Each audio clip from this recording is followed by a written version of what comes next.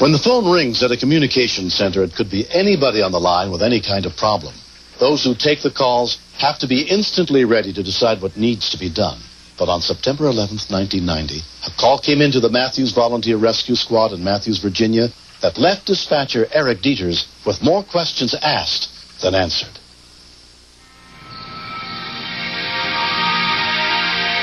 I was into my meal probably about 15 minutes when we received the phone call. Mathews Rescue.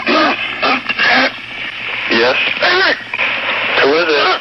I heard only one thing, a voice cry, Eric. Who is it?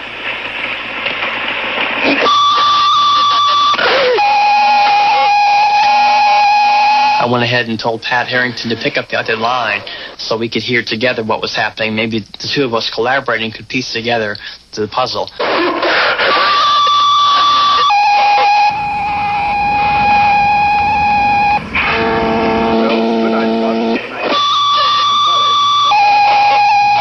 After the pager went off, we could hear just the alert tone, but no dispatcher's voice, which is unusual.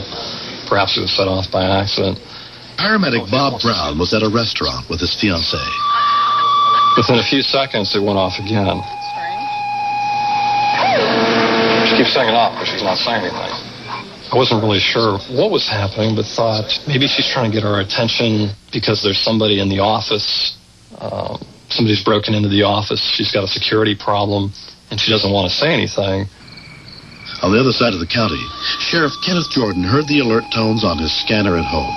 When I first heard the tones, I was astonished at the way they were going off. It was all mumbled and jumbled in together, just kept pushing. So I dialed the office. Well, the telephone was answered, but nobody said anything. I was sure that there was something serious, but I couldn't get there in less than 10 minutes. Check to see what's going on at the office. Something is wrong there. Deputy Taylor was already responding to the office when I called him.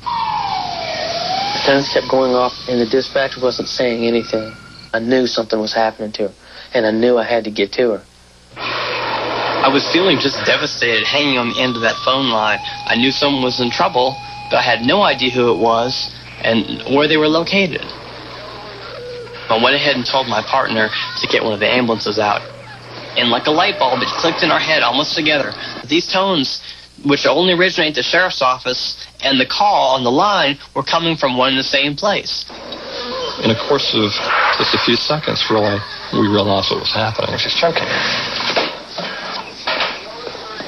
The realization that another person's life is depending on your immediate intervention is a terrifying thought. The sheriff's office is across the court green, a distance probably of maybe 200 yards. If her life depended on it, I had to get there quickly.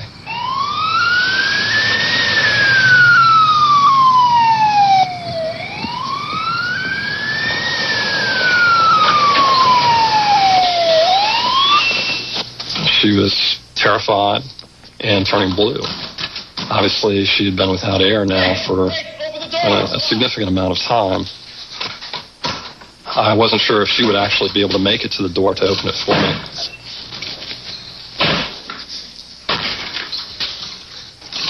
Are you choking? Can you speak?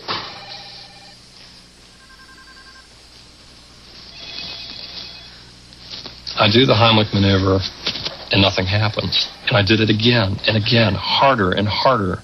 And I'm thinking to myself, if this thing doesn't come up, this woman's going to die.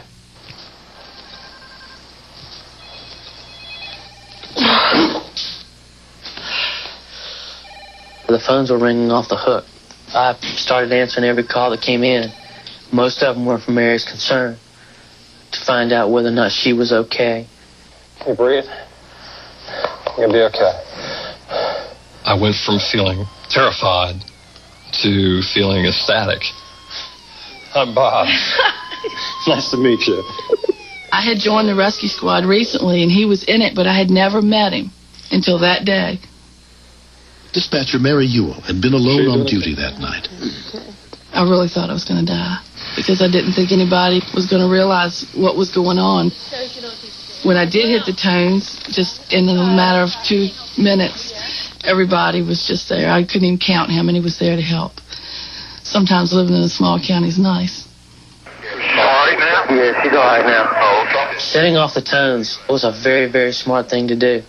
That was the only way that we knew that there was anything wrong with her. Sure you're breathing all right? Trying to scare us all to death. She was fine, and she said she didn't need to be relieved. She'd go ahead and finish her shift. How about another piece of candy, Mary? No, thank you, sure. I do not eat hard candy anymore. No, it's at least if you're going to eat it, you should be with somebody else around that knows the Heimlich. Mary's mother, Barbara Hudgens, wanted a chance to meet Bob. Hi.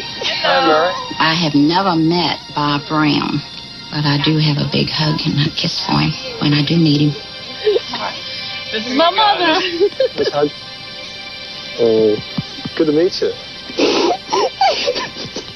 He saved a big part of my life when he saved Mary.